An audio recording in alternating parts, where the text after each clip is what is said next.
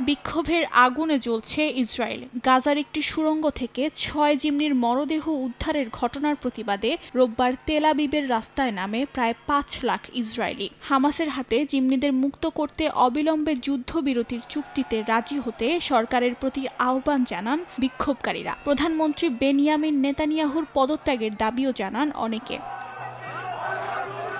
বিক্ষোভ থেকেই সোমবার ইসরায়েল জুড়ে সাধারণ ধর্মঘট ডেকেছে প্রধান একটি শ্রমিক ইউনিয়ন। নিহত ৬ জন জিম্মির পরিচয় পাওয়া গেছে, এদের মধ্যে একজন যুক্তরাষ্ট্রের নাগরিক। এদিকে বিক্ষোভের জেরে নেতানিয়াহু জানান, জিম্মিদের মুক্ত করার জন্য চুক্তি এবং নাগরিকদের নিরাপত্তার সুরক্ষা দিতে প্রতিশ্রুতিবদ্ধ তিনি। তবে হামাস জিম্মিদের মুক্ত করতে চায় না বলেও অভিযোগ করেন নেতানিয়াহু।